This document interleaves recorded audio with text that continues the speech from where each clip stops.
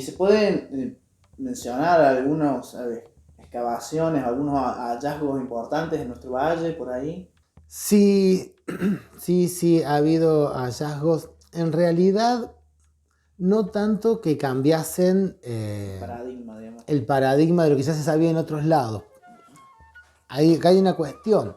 La arqueología en general es una disciplina que necesita de fondos para su trabajo de campo, porque tenés que mover gente, darles de comer, tener donde alojarlos, se precisan herramientas. Por ahí la historia es más barata de hacer en ese sentido. Visitando un archivo con unos guantecitos de látex y un par de cosas más, ya estamos. La arqueología sale plata. Entonces, una campaña arqueológica es difícil y si bien Córdoba tiene mucho trabajo arqueológico comparado con otras provincias, incluso con otros países sudamericanos, Córdoba tiene mucho trabajo arqueológico. Ese trabajo en realidad es bastante puntualizado y son, yo te diría, pocos metros cuadrados abiertos, no sé si pocos, pero bueno, unos cientos de metros en todo lo que es la provincia. Entonces, acá lo que se ha ido encontrando ha ido sirviendo más bien para corroborar, sobre todo los trabajos más importantes se han hecho en la zona de Cruz del Eje, en la zona de Carlos Paz y Punilla por la Universidad de Córdoba y en la zona de Chiras por la Universidad de Río Cuarto. La cercanía con las universidades les dio cierto privilegio porque sale más barato hacer el viaje más cerca. Entonces, en ese sentido, acá no tenemos tantos trabajos trascendentes, pero podemos ver, por ejemplo, sitios muy importantes como por ejemplo en lo que es la cuenca del arroyo La Gloria, hay un sitio de arte rupestre donde hay más de una decena de aleros con pinturas rupestres y algo se ha trabajado en la zona y se asociaba ese asentamiento a lo que era el final de la etapa Ongamira, antes del periodo agroalfarero. Después en la zona de Currupachina también. Pero sobre todo, en realidad, esto va apareciendo cuando los vecinos van construyendo. Los trabajos no son arqueológicos, sino de albañiles en la región, haciendo cimientos o haciendo piletas. Se han encontrado, se encuentran muchas veces cuerpos humanos que, como estos pueblos no tenían cementerios, sino que los enterramientos eran al interior de las viviendas, donde se encuentran uno o dos esqueletos, seguramente estaba la casa. Entonces, a veces, por lo que uno va escuchando, que se van encontrando en determinadas zonas, uno puede ir haciendo como el mapa de dónde estaban los asentamientos de estos pueblos, sobre todo la etapa agroalfarera, que era la que ya tenía las casas pozo, porque si no anteriormente, en general vamos a ver que las viviendas eran aleros en las sierras.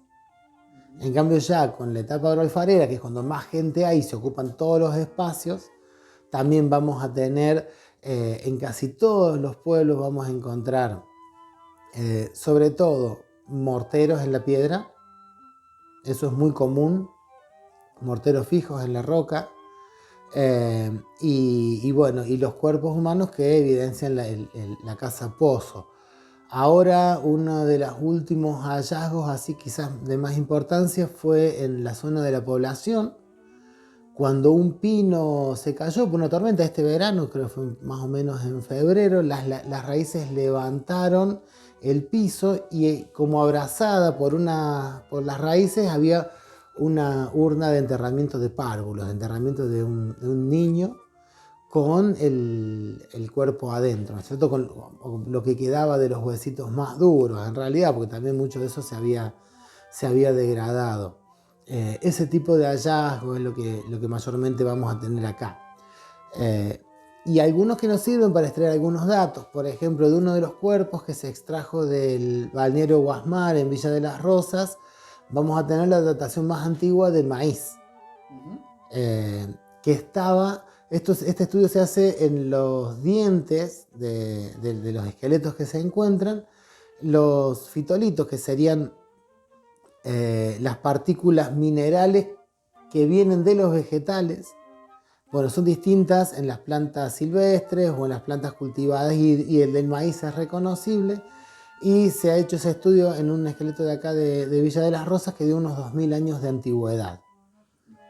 Ese y uno de la zona de Achiras de 3000 años serían los más antiguos. Y eso más o menos nos da la marca de la antigüedad de la presencia del maíz en esta zona.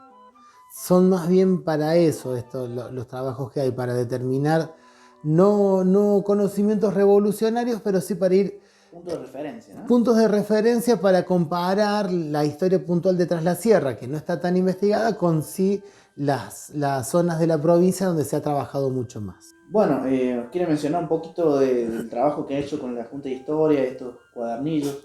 Sí, la Junta de Historia de Villa Dolores viene sacando desde el año 90 y algo el primer cuadernillo, ya no recuerdo cuánto. Este es el número 13 ya. Sobre distintas cosas, se van editando sobre distintas temáticas que vamos trabajando los miembros de la Junta. En este caso lo trabajé yo y lo edita la Junta.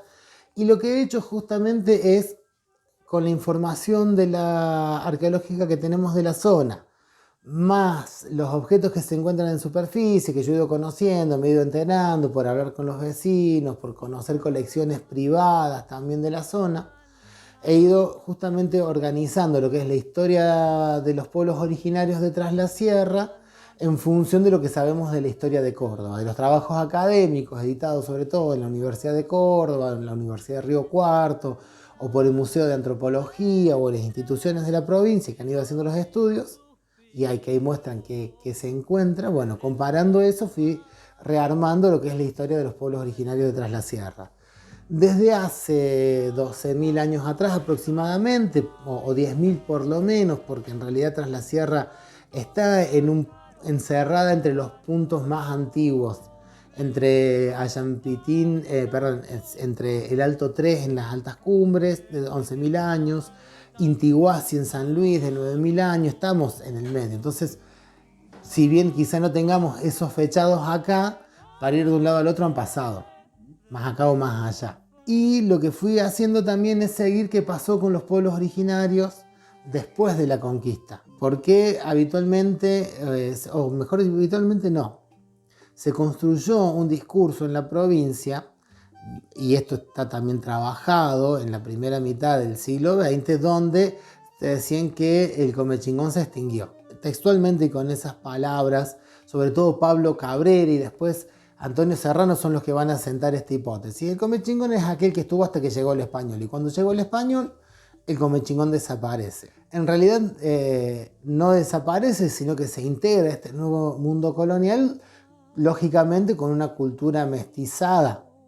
Pero bueno, vamos a ver varios pueblos de indios, y acá en Tras la Sierra, particularmente el caso de Nono, que van a sobrevivir prácticamente todo el periodo colonial, incluso algunos hasta finales del siglo XIX.